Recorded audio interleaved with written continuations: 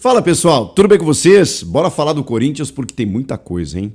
O clube foi condenado a pagar 45 milhões de reais pela sua dívida com Matias Rojas e pode sofrer novo transfer ban.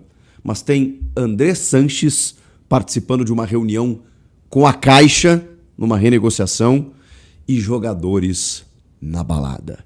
Chega mais, eu sou o Chico Garcia, inscreva-se no canal. Bom, rapaziada, as notícias não são boas e não são poucas, né? Bora falar do Timão, do Corinthians, porque semana cheia é isso, né? Vai pintando tudo que é informação, mas eu, como tenho o compromisso de deixar vocês bem informados, estou aqui para falar de tudo que acontece no clube, tá?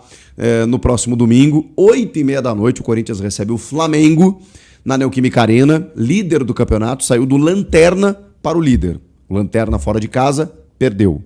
E agora vai encarar o líder em casa e precisa ganhar, né? Por tudo aquilo que a gente já conversou.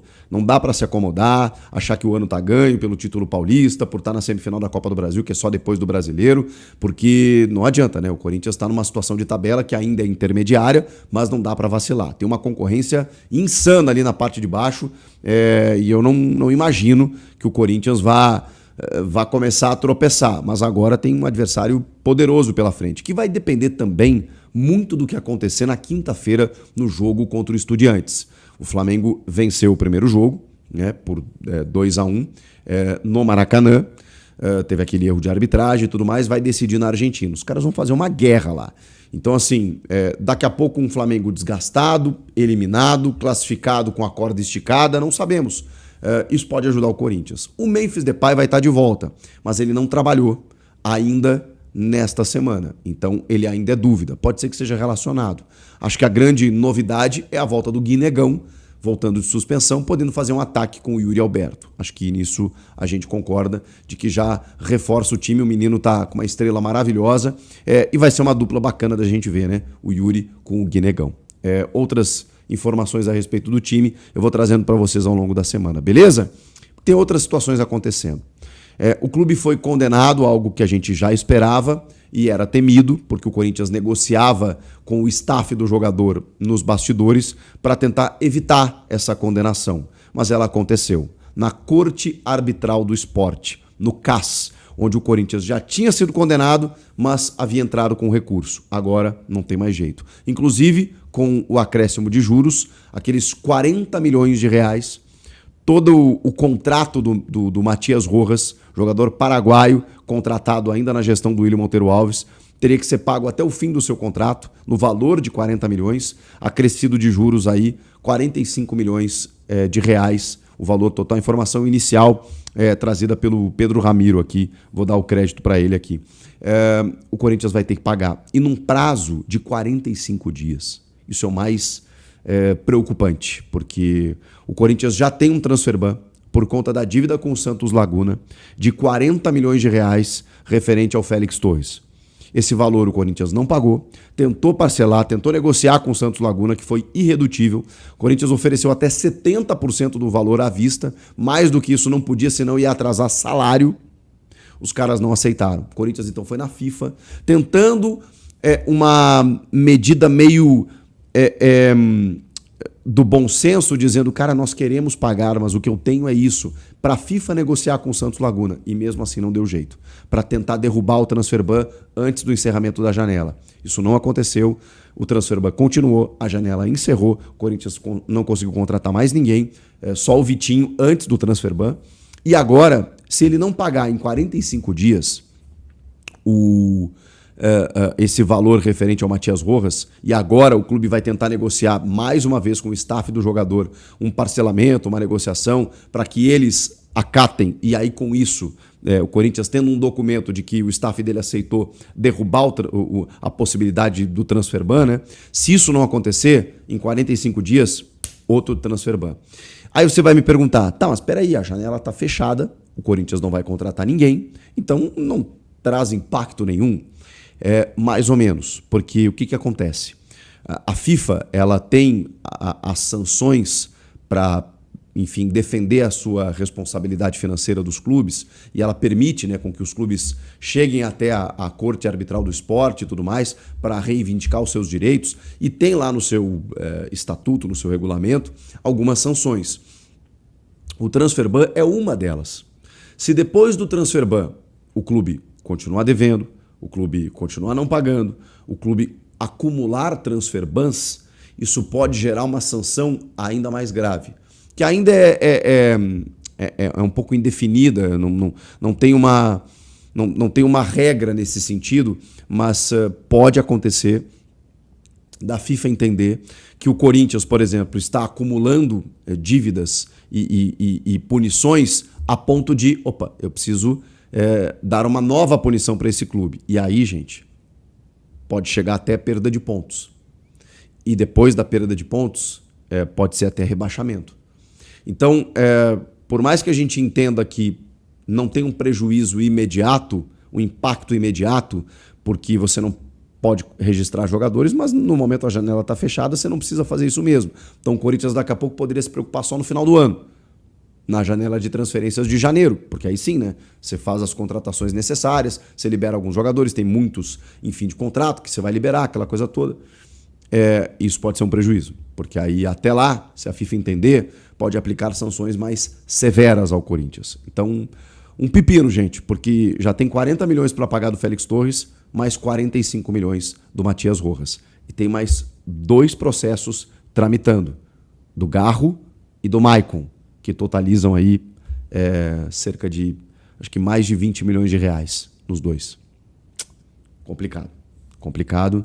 Corinthians vai ter que se virar para arrumar esse dinheiro. Tem provisões para receber, aí tem receitas para entrar, o dinheiro da Nike, o dinheiro do Cauê Furquim, né, os 14 milhões de reais, pouco, né, mas enfim, foi a maneira que aconteceu, né, com o Cruzeiro levando o menino, pagando a multa e tudo mais, mas são dinheiros que vão entrar, e aí com isso o Corinthians vai ter que quitar essas dívidas aí para poder respirar, para poder viver e não ter problemas maiores na FIFA.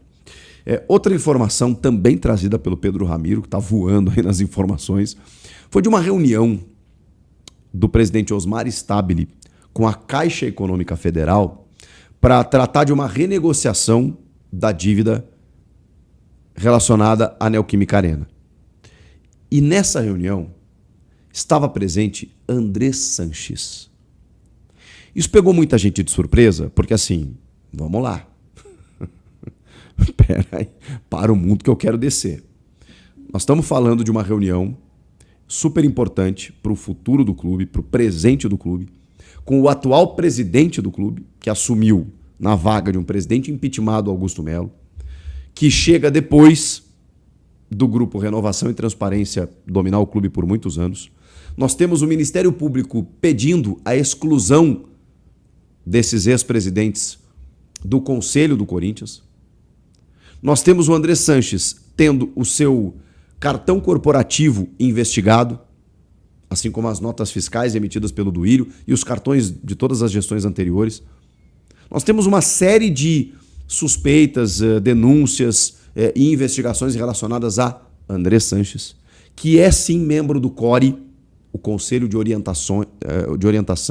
Ele é um membro vitalício do Conselho, e é justamente por isso que o Ministério Público pediu a exclusão dele.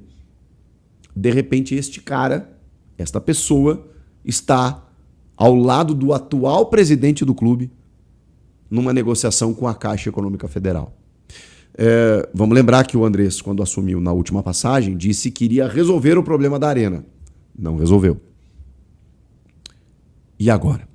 Essa negociação ela visa diminuir os juros, né? A informação é de que hoje, com a taxa Selic, cerca de mais de 2%, você tem um juro de 18% ao ano da dívida com a Caixa, que hoje está avaliada em 675 milhões de reais. Eles querem que isso respeite o IPCA, que é um outro índice que tem um valor menor, seria 9% ao ano. Vamos lá, vou tentar ser o mais ponderado possível. O Andrés é um cara que participou de muitas reuniões do clube com a Caixa. tanto na primeira passagem, afinal de contas ele é o presidente idealizador e o gestor, quando então o Corinthians inaugura a Neoquímica Arena, então talvez ele tenha mais subsídios e mais informações pelos anos de gestão acompanhando passo a passo da construção do estádio e da aquisição e da dívida, enfim. Quando ele volta, ele também tem essa missão, ele também se debruça nisso, então ele está bem informado e atualizado a respeito dessas questões. Então, talvez numa condição natural, ele fosse uma pessoa indicada para participar dessa reunião. O problema é que ele é envolto por muitas coisas, inclusive por esse dano que a dívida do estádio causa ao clube. Uma dívida que o clube não consegue resolver, muito por responsabilidade das gestões de André Sanches. Então, é no mínimo curioso. Vamos aguardar maiores desdobramentos relacionados a isso. Agora, para a gente fechar, tá uma polêmica sobre a balada dos jogadores do Corinthians. Eu não sei se foi no dia, eu não sei se foi depois, um dia depois, da derrota para o Sport, em que na festa de aniversário do influenciador John Vlogs, que eu confesso não conheço, e tá tudo bem, um abraço para ele, é mais demérito meu do que qualquer outra coisa. Eu pesquiso ali, mas realmente não sabia quem era. Os jogadores do Corinthians, alguns, né, foram flagrados nessa festa. O André Carrilho, o Rodrigo Garro, o Héctor Hernandes. Nesse caso, um jogador que não está mais nos planos, que é o Héctor Hernandes, e aí, né, não está sendo relacionado, o Corinthians quer liberar ele. Bom, não sei se gera muito impacto. Agora, o Carrilho e o Garro são caras fundamentais, que estão machucados e com lesões difíceis. O Carrilho, então, uma lesão que vai demandar mais um tempo, inclusive, para ele voltar, de joelho. O Garro, o tornozelo, agora não me lembro. O Garro tem uma lesão muscular, acho que é na panturrilha, né, de grau 2, que vai fazer também ele se afastar um tempo. E aí a gente tem um problema. Porque aí a gente está falando de, vamos lá, jogadores fazendo festa num dia ou no dia seguinte de uma derrota para o Lanterna e jogadores que estão machucados. O jogador faz aquilo que ele bem entende. E eu sou o cara que menos complico com esse tipo de coisa, tá? Que eu acho que cada um tem a sua vida e eu tenho certeza que se o time tivesse bem, se o time tivesse ganhado no final de semana, isso nem seria notícia. Mas tudo é contexto, né? O time não ganhou. A postura dos jogadores foi inaceitável. O torcedor do Corinthians está exigindo respostas. E aí vazam imagens de dois dos principais jogadores do time, do elenco, duas lideranças técnicas, simplesmente na balada. Qual é a informação que isso passa? Ela não é legal. Os jogadores não podem ir, não podem se divertir, não podem sair. Não penso assim. Acho que todo mundo tem o direito ao lazer e também, porque ninguém é de ferro, né? Mas tudo é o timing também, né? Talvez o dia não tenha sido mais adequado, porque aí você gera essa repercussão negativa com o torcedor. E, cara, esse é o ônus de você ganhar bem, você jogar futebol, de você ser uma figura pública, de você representar uma torcida de 30 milhões de pessoas. Esse é o ônus. Você quer jogar no Corinthians? Você quer ter os benefícios de jogar no Corinthians? Você vai precisar lidar com algumas questões também, que muitas vezes dizem respeito a isso. No dia que o Corinthians perder o jogo, o Corinthians não tiver uma fase legal e você estiver tratando de uma lesão, é melhor ficar em casa. E, de novo, aqui está o cara que mais defende que o jogador tenha que ter a sua liberdade, o seu lazer e que ninguém tem nada a ver com isso, ainda mais na folga. Mas a gente sabe que, ao tratar uma lesão, você precisa estar medicado, você precisa de um certo repouso, você precisa de alguns tratamentos. Eles foram liberados pelos médicos, pelos fisioterapeutas? Não sei. De novo, a imagem que passa ao torcedor, ela não é legal. Se o time estivesse fazendo gol, se eles mesmos estivessem em campo fazendo gols e estivessem na balada, acho que o torcedor não ia falar nada. Mas, cara, você precisa respeitar o campo. O que o campo está dizendo. O que o torcedor está sentindo. Então, acho que foram um pouco inteligentes. E tá aqui um admirador dos dois, tá? Gosto muito dos dois. Não só como jogadores, acho que como figuras para o clube, eles são essenciais. Mas assumiram esse risco, né? Da crítica, da exposição, do questionamento. E aí não tem muito o que fazer. Aí eu nem tenho muito o que fazer. Vocês estavam com a carinha de vocês numa balada no dia que o Corinthians perdeu? Assume o rojão, rapaziada. O que vocês acharam disso? Quero ouvi-los. Comenta aqui. Inscreva-se no canal e eu volto na próxima. Tchau!